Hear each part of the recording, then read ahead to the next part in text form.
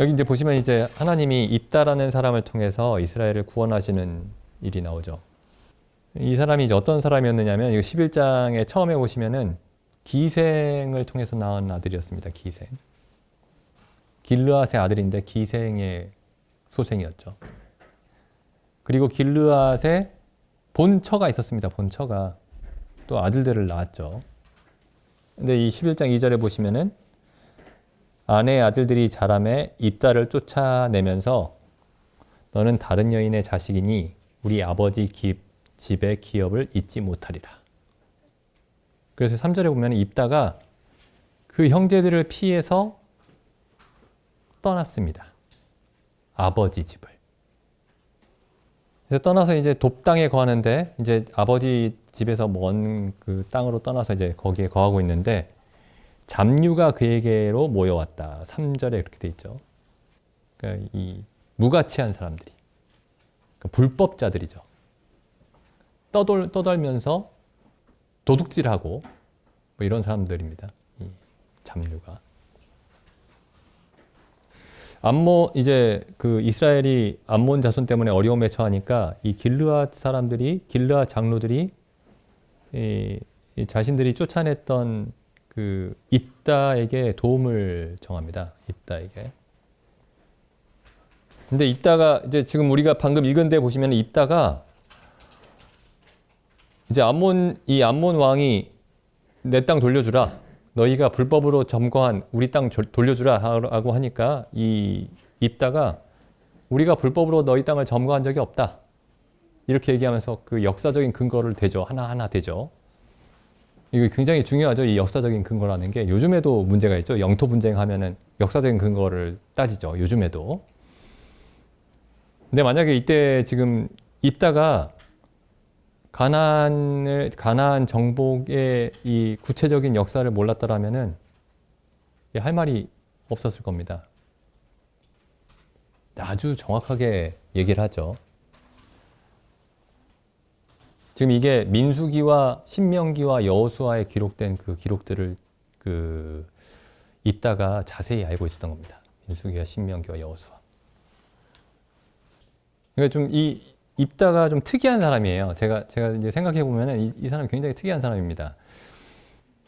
기생의 아들인데 길르앗의 이제 정실 그 본처의 그 아들들이 너는 기생의 아들이니까 나가 하고 쫓아냈어요.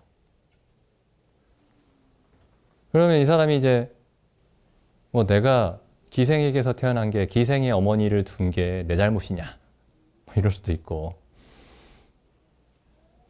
나 참 억울하다 뭐 이럴 수도 있고, 하나님은 왜 나에게 이렇게 하셨는가 뭐 이럴 수도 있는데, 이 사람이 나가서 여기 뭐 나와 있지는 않지만은 지금 여기 지금 입다가 암몬 왕에게 하는 답변을 보면은 이 사람이 항상 하나님이 이스라엘 역사 속에서 어떻게 일하셨는지를 항상 살펴보고 있었습니다. 항상.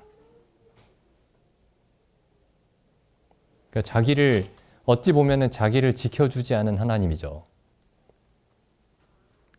근데 하나님이 어떻게 자기 백성 중에서 어떻게 행하셨는지, 어떤 은혜를 베푸셨는지, 어떤 능력으로 이스라엘 백성을 보호하시고 구원하셨는지, 이런 것들을 날마다 살펴보고 있었습니다. 이 성경에 이제 사실 이 입다 같은 사람들이 굉장히 많이 나오죠. 사실 이 입다와 예수님이 굉장히 비슷합니다. 입다와 예수님이.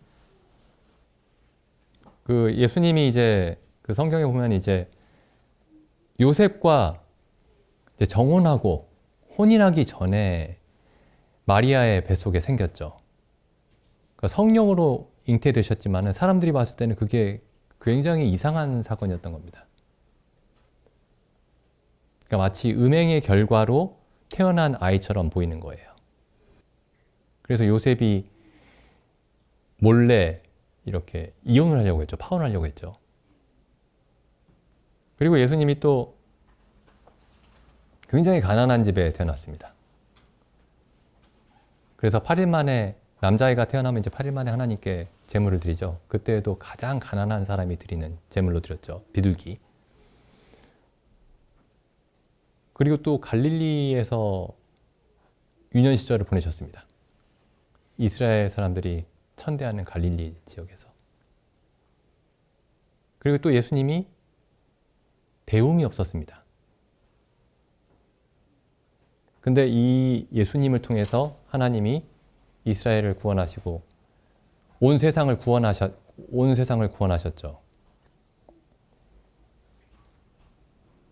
그리고 또 예수님이 제자들을 12제자를 부르실 때도 세상에 가진 것이 없는 사람들을 부르셨습니다.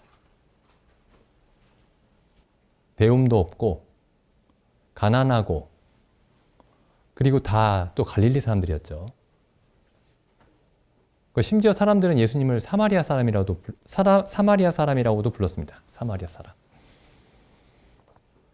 그래서 세상에서 이 고린도전서의 사도 바울이 사용하는 표현을 하면은 세상에서 아무런 지혜도 없고 능력이 없는 사람을 통해서 세상을 구원하시고 또 그런 사람들을 통해서 세상에 하나님의 능력과 지혜를 전하셨습니다. 이게 굉장히 중요한 사실이에요. 이 성경에서.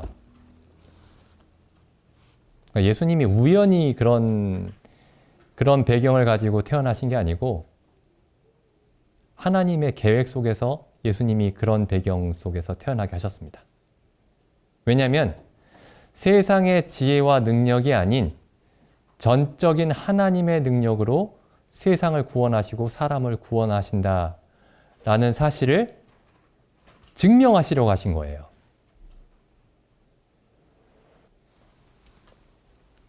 그래서 이 길르앗도 마찬가지입니다. 이 입다도 이제 신약에 보면 이런 말씀들이 많이 나오죠. 시편을 인용한 거 말씀이긴 하지만은 건축자들이 버린 돌을 하나님이 모퉁이의 머릿돌로 삼으셨다. 건축자들이 이거 쓸모없는 돌이다. 아무짝에도 쓸모없는 돌이다.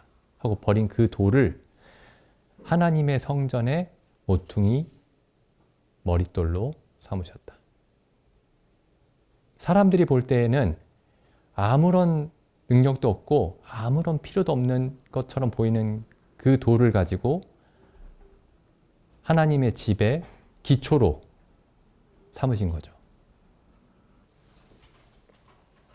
이게 교회의 기초입니다. 이게. 그래서 이제 고린도전서에 보시면 이런 말씀 있죠. 1장 18절. 십자가의 도가 멸망하는 자들에게는 미련한 것이요 구원을 얻는 우리에게는 하나님의 능력이라. 기록된 바 내가 지혜 있는 자들의 지혜를 멸하고 총명한 자들의 총명을 폐하리라. 세상의 모든 지혜와 세상의 모든 총명을 폐하리라. 20절. 지혜 있는 자가 어디 있느뇨? 선비가 어디 있느뇨? 이 세대의 변사가 어디 있느뇨? 하나님께서 이 세상의 지혜를 미련케 하신 것이 아니뇨. 이 세상의 지혜가 이 세상에서는 어느 정도 쓸모가 있습니다. 근데 그 지혜가 결국에는 아무런 가치가 없는 게 왜 가치가 없느냐 하면은 1장 21절에 하나님의 지혜에 관해서는 이 세상이 자기 지혜로 하나님을 알 수 없다. 하나님을 아는데 아무런 도움이 안 됩니다. 이 세상의 지혜는. 세상의 능력은 자기를 구원하는데 혹은 우리가 아는 어떤 사람을 구원하는데 나 자신을 구원하고 내 자녀를 구원하고 내 가족을 구원하고 하는데 아무런 도움이 안 됩니다. 세상의 지혜와 능력이. 물론 당연한 얘기인데 이걸 잘못하면 이게 놓치는 경우가 많아요, 사실은. 그래서 세상에 어떤 지혜와 능력이 있으면 그게 하나님의 일에 도움이 되는 것처럼 생각을 합니다. 근데 이게 거의 기독교 역사에서 계속 그랬어요. 사람들이. 그래서 세상의 지혜와 세상의 능력을 교회 안에서 자랑했던 겁니다. 혹은 그것들을 신뢰했던 거죠. 조금만 생각해봐도 세상의 지혜와 능력으로 사람 하나를 구원할 수도 없는데, 한 사람도 구원할 수도 없는데, 하나님에 관해서 아주 조금도 알려줄 수 없습니다. 세상의 지혜와 능력으로. 아무리 많은 지혜와 아무리 많은 능력으로도 하나님에 대해서는 아무것도 알려줄 수 없습니다. 사람에게. 그렇게 무력한 거죠. 근데 하나님을 알지 못하면은 세상에서 누리는 모든 것들이 아무런 소용이 없습니다. 결국에는. 세상에서 부귀 영화를 누리다가 다 영원히 지옥불에 가죠.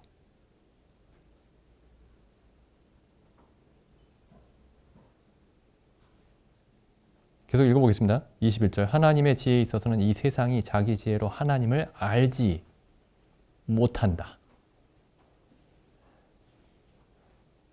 하나님께서 전도에 미련한 것으로 믿는 자들을 구원하시기를 기뻐하셨도다. 이 전도도 지혜롭게 전도하면 전도가 되는 게 아니고 이렇게 돼 있죠.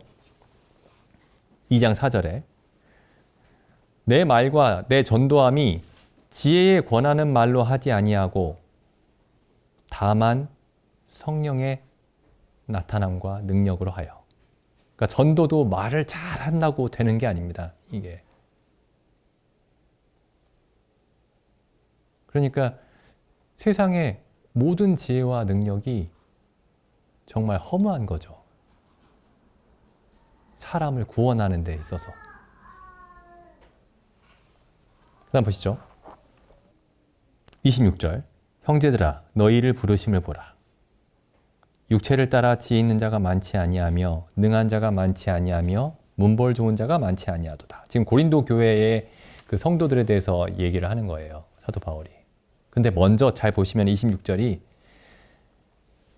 교회의 머리이신 그리스도께도 해당이 됩니다. 예수 그리스도께서 육체를 따라서 지혜 있는 자도 아니었고 육체를 따라서 능력 있는 자도 아니었고 문벌 좋은 자도 아니었습니다.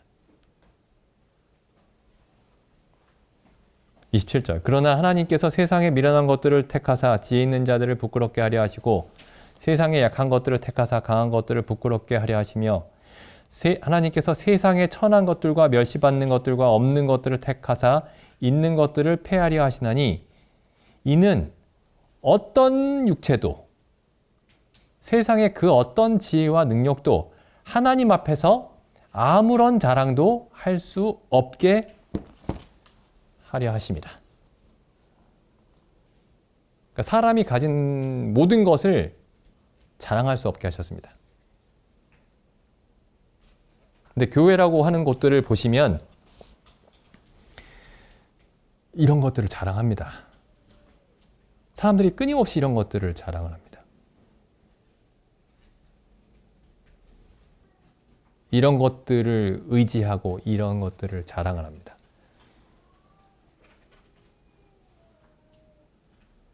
그래서 이 길르앗 사람들이 어려움에 처했을 때 하나님이 어떻게 하셨냐면은 이 사람들이 천대했던, 그래서 쫓아냈던, 너는 하나님의 백성이 아니야 라고 쫓아냈던 그 입다를 다시 불러서 그 사람을 통해서 하나님이 구원을 이루셨습니다. 근데 이 고린도 교회가 이 가장 근본적인 원칙이죠. 하나님이 아무 육체도 자랑할 수 없게 하신다. 육체의 어떤 힘, 어떤 능력과 지혜도 사용하지 않으신다. 라는 것을 이 고린도 교회의 성도들이 잊어버리고 있었습니다. 그래서 지혜가 있는 것처럼, 세상에 지혜가 있는 것처럼, 세상에 능력이 있는 것처럼 행세를 했죠. 그렇게 해서 나타난 게 뭐였냐면은 분열이었습니다. 나는 아볼로에게, 나는 바울에게, 나는 게바에게, 나는 그리스도에게. 근데 사도 바울이 이런 일에 대해서 뭐라고 말씀하시느냐면은 이렇게 경고를 하시죠. 3장 10절에 보시면 내게 주신 하나님의 은혜를 따라 내가 지혜로운 건축자와 같이 터를 닦아두매 다른 이가 그 위에 세우나 그러나 각각 어떻게 그 위에 세우기를 조심할지니라. 내가 그리스도라는 터를 세웠는데 그 위에다가 하나님의 집을 세울 때에 조심해야 된다. 그러니까 이게 단순히 서로 싸우지 마라. 분열은 나쁜 거 아니냐. 싸우지 마라. 그런 얘기가 아닙니다, 이게. 세상에서도 다투면 안 좋은 거라고 얘기하죠. 지금 사도 바울이 다툼에 대해서 얘기하고 있는 게 아닙니다, 이게. 결국에는 이 다툼의 원인에 대해서 얘기를 하는 거예요. 분열 자체를 나쁘게 보고 있지 않습니다. 왜냐하면 사도 바울이 어떤 곳에서는 분리하라고 얘기를 하거든요. 분리해라. 거짓 형제들과 분리해라. 지금 여기서 지금 사도 바울이 위험하게 보고 있는 건 뭐냐면은 세상의 지혜와 능력으로 하나님의 집을 세우겠다 라는 생각입니다. 거기에서 분열이 나온 거예요. 그래서 지금 여기 그래서 나는 바울에게, 나는 아볼로에게, 나는 게바에게라고 하는 이 싸움이 이게 1장 12절부터 나오죠. 1장 11절부터 1장 11절 12절 너희 가운데 분쟁이 있다는 것이라 이는 다름 아니라 너희가 각각 이르되 나는 바울에게, 나는 아볼로에게, 나는 게바에게, 나는 그리스도에게 속한 자라 하는 것이니 지금 이 분열의 상황에 대해서 얘기를 하면서 사도 바울이 무슨 얘기를 하냐면은 세상 지혜와 능력에 대해서 얘기를 합니다. 그럼 여기 다시 3장 10절에서 뭘 경계하고 계시는 거냐? 세상의 지혜 혹은 육체의 자랑을 경계하고 계시는 겁니다. 왜냐하면 하나님의 성전에는 육체가 들어올 자리가 없거든요. 근데 이 고린도 교회 성도들이 이 하나님의 성전에 육체로 가득 채우려고 했던 겁니다. 사도 바울이 뭐라고 말씀하냐면 다시 한번 읽어보죠. 3장 10절 내게 주신 하나님의 은혜를 따라 내가 지혜로운 건축자와 같이 터를 닦아두매 다른 이가 그 위에 세우나 그러나 각각 어떻게 그 위에 세우기를 조심할지니라. 이 닦아둔 곳 외에 능히 다른 터를 닦아줄 자가 없으니 이 터는 곧 예수 그리스도라. 만일 누구든지 금이나 은이나 보석이나 나무나 풀이나 짚으로 이 터 위에 세우면 각각 공력이 나타날 터인데 그 날이 공력을 밝히리니 이는 불로 나타내고 그 불이 각 사람의 일을 그 일의 본질이 무엇인지 시험할 것입니다. 만일 누구든지 그 위에 세운 일이 그대로 있으면 상을 받고 누구든지 그 일이 불타면 해를 받으리니 그러나 자기는 구원을 얻되 불 가운데서 얻은 것 같으리라. 그러니까 열심히 세우는 게 중요한 게 아니고 물론 열심히도 세워야 되겠지만은 금이나 은이나 보석으로 세울 것인가 불을 견딜 수 있는 것들로 세울 것인가 아니면 불에 타서 없어져 버릴 것들로 세울 것인가. 사람의 지혜와 능력으로 세울 것인가 육체에 속한 것들로 세울 것인가.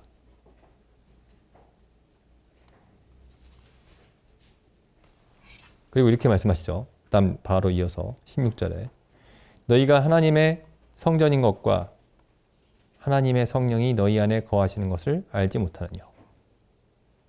누구든지 하나님의 성전을 더럽히면 하나님이 그 사람을 멸하시리라. 하나님의 성전은 거룩하니 너희도 그러하니라. 하나님의 성전은 어떻게 더럽히죠? 18절 아무도 자기를 속이지 말라. 너희 중에 누구든지 이 세상에서 지혜 있는 줄로 생각하거든 미련한 자가 되어라. 그리하여야 지혜로운 자가 되리라.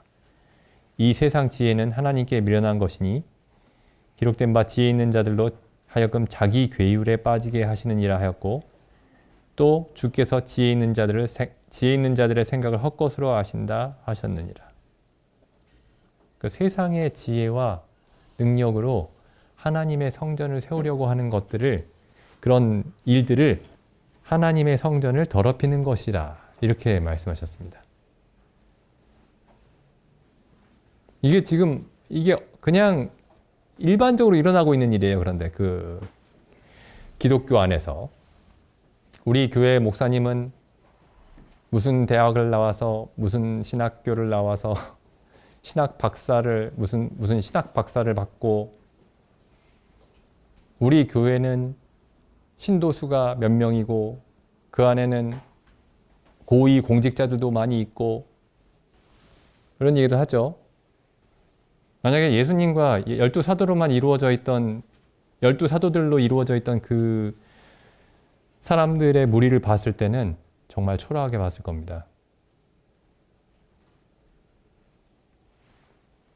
지금 사도 바울이 여기서 지금 고린도 전서에서 복음의 근본을 말씀하고 있는 거죠. 복음 이후에 나타나는 어떤 다른 질문들을 다루고 있는 게 아니고 복음의 근본적인 문제를 다루고 있습니다. 여기 복음의 근본에서 지금 벗어나고 있는 거죠. 그 요한복음 보겠습니다. 요한복음 3장. 그 니고데모가 찾아왔습니다. 유대인의 관원, 바리새인 유대인의 관원 중에 니고데모라는 사람이 예수님을 찾아왔죠. 근데 예수님이 이렇게 말씀하시죠. 3장 3절에.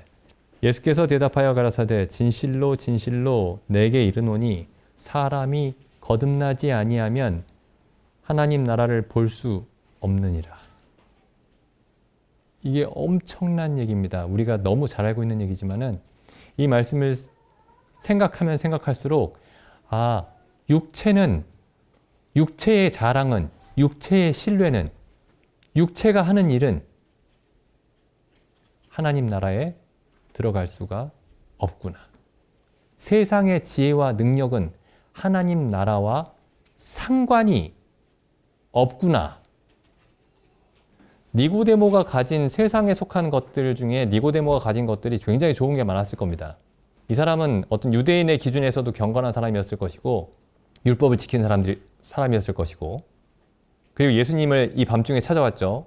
다른 바리새인들이 예수님을 비판하고 조롱하고 있을 때 이 니고데모가 찾아왔습니다. 근데 예수님이 이 니고데모 같은 사람에게 그냥 거듭나야 된다 이렇게 말씀하십니다. 그러니까 이 니고데모가 가지고 있는 그 어떤 좋은 것도 하나님이 이건 천국에 들어올 수 있다. 이런 점은 천국에 들어올 수 있다. 이렇게 말씀하지 않으시고 그냥 거듭나야 된다. 이렇게 말씀하셨죠. 성경에서 이제 계속 이 입다와 같은 사람이 하나님의 일을 행한다라는 이런 이야기가 성경에 계속 반복이 됩니다. 예를 들면 그 보리떡 5개와 물고기 2마리를 가져온 사람이 있죠. 어린 소년이었습니다. 요한복음에 나오죠. 이게 마태, 마가, 누가복음에 다 나오는 사건인데 요한복음에서만 이 보리떡 5개와 물고기 2마리의 출처를 밝히고 있습니다. 6장 9절에 보면 여기 한 아이가 있어 보리떡 5개와 물고기 2마리를 가졌나이다. 그러나 그것이 이 많은 사람에게 얼마나 되겠습니까? 이걸로 뭐 하겠습니까? 이런 걸로 뭐 하겠습니까? 이렇게 어린아이가 가져온 이렇게 작은 걸로 뭘 하겠습니까? 이게 세상의 생각이죠.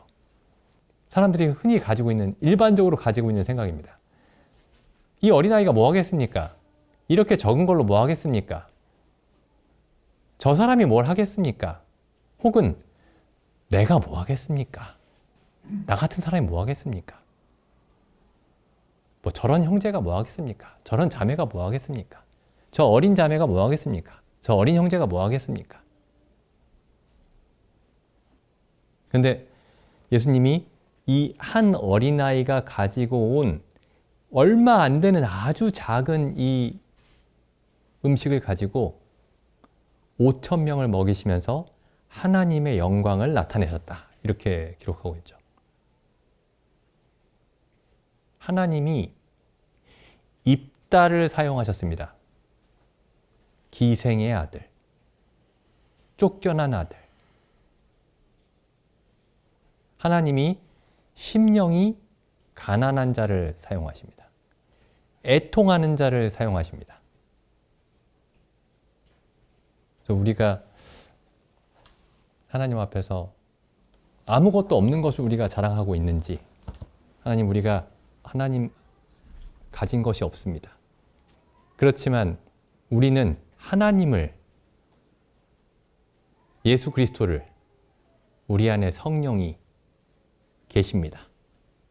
그렇게만 자랑하고 있는지. 그렇다면 우리가 그리스도인으로서 그 올바른 자리에 서 있고 하나님의 은혜를 받을 수 있는 자리에 서 있는 겁니다. 네, 기도드리고 마치겠습니다. 하나님 아버지 감사드립니다. 참 세상에 지혜롭고 능력 있고 아름다운 자들을 택하지 아니하시고 이따와 같이 천대받고 조롱받는 사람을 택하셔서 이스라엘 백성을 구원하시기를 기뻐하셨음에 감사드립니다. 참 하나님께서 이를 통해 홀로 영광을 받으셨음에 감사를 드립니다. 또한 세상에 많은 능력과 지혜로서 저희를 구원하시기를 기뻐하지 아니하셨고 십자가에 달려서 죽으신 예수 그리스도를 통해 저희를 구원하시기를 기뻐하셨음에 감사드립니다. 참 그 누가 십자가에 달린 예수님을 보면서 그것이 하나님의 전능하신 능력이라고 알았겠나이까. 그러나 저희의 마음을 열어주셔서 십자가에 달려 죽으신 그리스도 안에서 하나님의 모든 능력과 지혜를 보게 하셨음에 감사드립니다. 이 십자가에 달린 그리스도를 통해 저희를 온전히 구원하여 주셨사옵고 또한 저희가 그와 같은 모습으로 하나님을 섬기게 하셨음에 감사드립니다. 참 저희가 이 십자가에서 떠나지 않게 하옵시고 항상 십자가 안에서 걷게 하여 주시옵소서. 우리 주 예수님의 이름으로 기도드립니다. 아멘.